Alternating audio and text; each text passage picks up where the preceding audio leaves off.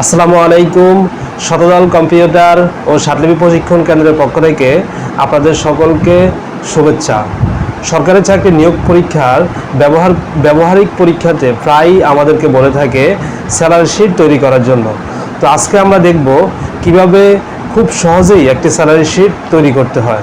প্রশ্ন থেকে দেখে দেখে আমরা তথ্যগুলোকে আমাদের এক্সেল শিটে উঠাবো। তো যখন আমি এক্সেল শিটে আমার তথ্যগুলো উঠাবো, তো আমি এখানে 3টা রো খালি রেখে উঠাবো। কেন 3টা রো খালি রাখবো? কারণ এখানে পরবর্তীতে আমার কোম্পানির নাম, অ্যাড্রেস এবং মোবাইল নাম্বার লেখার জন্য আমি এই 3টা রো খালি রাখবো। তো এখানে প্রশ্নে যে ইনফরমেশনগুলো দেওয়া থাকবে, যেমন এখানে serial number, name, position, work day, present day, basic salary, এই তথ্যগুলো প্রশ্নে দেওয়া থাকবে। তাছাড়াও দেওয়া থাকবে হাউস রেন্ট, যেমন মূল বেতনের 40%, তারপর transport 10%, medical 5%, provident fund 3%, income tax 2%। তো প্রশ্ন দেখে দেখে আমি এই তথ্যগুলোকে এক্সেল শিটে উঠাবো, যেমন স্যালারি আর্ন, তারপরে house rent, transport, medical, provident fund, income tax, total. তো চলুন তাহলে শুরু করা যাক। তো শুরুতে আমাদেরকে বের করতে হবে স্যালারি আর্ন। তো স্যালারি আর্ন বের করার জন্য আমি স্যালারি আর্ন, এই স্যালারি আর্নের যে নিচের যে সেলটা, এটাতে ক্লিক করব। তো আমাদের বেসিক স্যালারি দেওয়া আছে এখানে 50,000 টাকা, আর ওয়ার্ক ডে দেওয়া আছে 30,000, প্রেজেন্ট ডে দেওয়া আছে 25,000। সে যতদিন প্রেজেন্ট ছিল ততদিনের স্যালারি পাবে। তাহলে আমরা এখানে 50,000কে যদি আমি ওয়ার্ক ডে 30 দিয়ে ভাগ দেই, যে ফলাফল আসবে সেটা হচ্ছে একদিনের স্যালারি। তারপরে একদিনের স্যালারিকে যদি আমি প্রেজেন্ট ডে 25-এর সাথে গুণ দেই, তাহলে তার টোটাল স্যালারি আর্নটা এখানে চলে আসবে। তো শুরুতে আমরা এখানে ইকুয়াল দিব।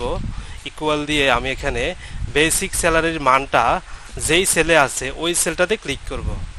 তারপরে ভাগ চিহ্ন দিব। তারপরে এখানে ওয়ার্ক ডে, এই যে 30-এ ক্লিক করব। তারপরে এটাকে গুণ চিহ্ন দিয়ে এই যে প্রেজেন্ট ডে 25-এ ক্লিক করব। তারপরে কিবোর্ড থেকে এন্টার দেব। এখন দেখেন তার 25 দিনের ইনকাম স্যালারি হচ্ছে 41,667 টাকা। তারপরে আমরা বের করব হাউস রেন্ট। হাউস রেন্ট হচ্ছে বেসিক স্যালারির 40%। তো হাউস রেন্ট বের করার জন্য শুরুতে আমরা এই সেলটাতে ক্লিক করব। ক্লিক করে ইকুয়াল দিব। তারপরে আমরা বেসিক স্যালারিতে ক্লিক করব। তারপরে গুণ চিহ্ন দিয়ে যে হাউস রেন্ট দেওয়া আছে এখানে 40%, আমি এখানে 40 লিখে পার্সেন্টেজ চিহ্ন দিব। তারপরে কিবোর্ড থেকে এন্টার। এখন দেখেন আমার এখানে হাউস রেন্টটা বের হয়ে গেছে। তারপরে আমি বের করব ট্রান্সপোর্ট। তো এখানে বেসিক স্যালারির কত পার্সেন্ট ট্রান্সপোর্ট দেওয়া আছে? 10%। তো শুরুতে আমি ট্রান্সপোর্টের এখানে ক্লিক করব। শুরুতে ইকুয়াল দিব।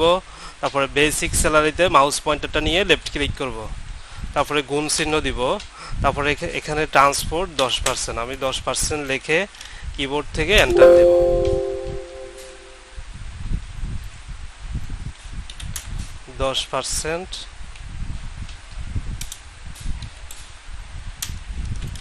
তারপরে এন্টার। তো আমাদের ট্রান্সপোর্টটা বের হয়ে গেছে। তারপরে দেওয়া আছে এখানে মেডিকেল। মেডিকেল হচ্ছে বেসিক স্যালারির 5%। তো শুরুতে আমি এখানে ক্লিক করব, ইকুয়াল দিব। তারপরে বেসিক স্যালারিতে ক্লিক করব, গুণ চিহ্ন দিব। তারপরে 5% লিখে কিবোর্ড থেকে এন্টার দেব। তাহলে আমার বেসিক স্যালারি মেডিকেলটা বের হয়ে যাবে। তারপরে হচ্ছে প্রভিডেন্ট ফান্ড। প্রভিডেন্ট ফান্ড হচ্ছে বেসিক স্যালারির 3%। শুরুতে আমি এখানে প্রভিডেন্ট ফান্ডের নিচের যে সেলটা, এটাতে ক্লিক করে ইকুয়াল দিব। তারপরে বেসিক স্যালারিতে ক্লিক করব। তারপরে গুণ চিহ্ন। তারপরে লিখব 3%। তারপর দিব এন্টার। তাহলে আমার এখানে প্রভিডেন্ট ফান্ডটা বের হয়ে গেছে। তারপরে আমি বের করব ইনকাম ট্যাক্স। ইনকাম ট্যাক্স হচ্ছে আমার বেসিক স্যালারির 2%। তো এখানে আমি ইনকাম ট্যাক্সের সেলে ক্লিক করে ইকুয়াল দিব। তারপরে আমি বেসিক স্যালারির সেলে ক্লিক করব, গুণ চিহ্ন দিব, তারপরে আমি এখানে লিখব 2%, তারপরে কিবোর্ড থেকে এন্টার। তাহলে আমি এখানে salary earn, house rent, transport, medical, provident fund, income tax এগুলো পেয়ে গেলাম। এবার আমি বের করব টোটাল। তো টোটাল বের করার জন্য আমরা যখন বেতন পাবো তখন আমরা salary earn, house rent, transport, medical এগুলো হচ্ছে বেতনের সাথে আমি প্রতি মাসে পাবো। কিন্তু প্রভিডেন্ট ফান্ড এটা জমা হবে এবং সরকার ইনকাম ট্যাক্স এটাও সরকারকে দিতে হবে। তাহলে এই দুইটা হচ্ছে বিয়োগ হবে। আর এখানে এই চারটা যেমন salary earn, house rent, transport, medical এগুলো হচ্ছে যোগ হবে। তো শুরুতে আমি এখানে টোটালের সেলে যাব, টোটালের সেলে ক্লিক করব, এই সেলটাতে ক্লিক করব, ক্লিক করে শুরুতে ইকুয়াল দিব।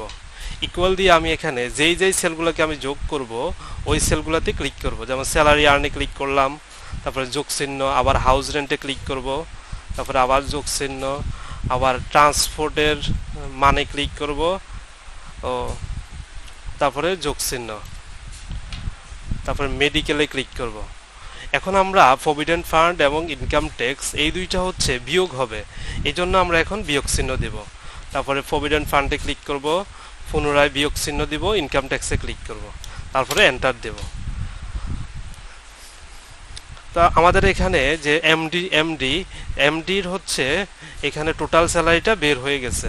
তো আমরা যদি বাকিদের যেমন জিএম, এজিএম তাদেরও যদি এভাবে স্যালারি বের করতে চাই তাহলে পুনরায় আমাদেরকে সূত্রগুলো লিখতে হবে না। আমরা এই যে স্যালারি আর্ন থেকে এভাবে সিলেক্ট করে মাউস পয়েন্টারটা ডান পাশে কোনায় এনে যখন সিকন প্লাস চিহ্ন আসবে তখন টানা দিবার লেফট ক্লিক করব। এই যে দেখেন এখন তাহলে আমরা সবগুলা মান একসাথে বের হয়ে গেছে আমাদের। তারপরে আমরা উপরে যে তিনটা রো আমি খালি রেখেছি এই তিনটা রো সিলেক্ট করার পরে আমি এখানে এই যে মার্জ অ্যান্ড সেন্টারে ক্লিক করব। এখন দেখতে পাচ্ছি তিনটা রো মুছে এখানে একটা সেল হয়ে গেছে। তারপরে এখানে আমি টাইপ করব, মাউস থেকে টানা দিবার লেফট ক্লিক করে আমি এখানে লিখব শতদল কম্পিউটার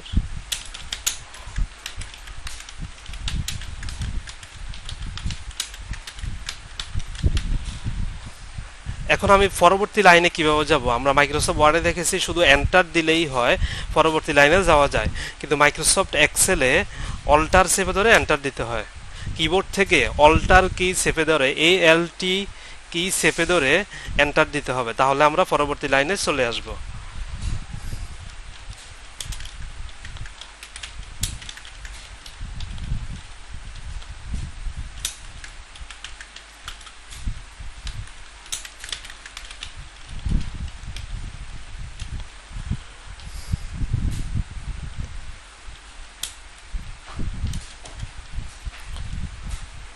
তো এই ছিল আমাদের স্যালারি শিট। এবার আমি এটা বাইরের সেলে ক্লিক করে পুনরায় এই সেলটাতে ক্লিক করে আমি এখান থেকে কালার দিয়ে দেব। তারপর বাকিগুলো এভাবে সিলেক্ট করে আমি কালারটাকে পরিবর্তন করতে পারবো। তো এই ছিল আমাদের স্যালারি শিট। তো সকলে ভালো থাকবেন, দেখা হবে পরবর্তী ক্লাসে।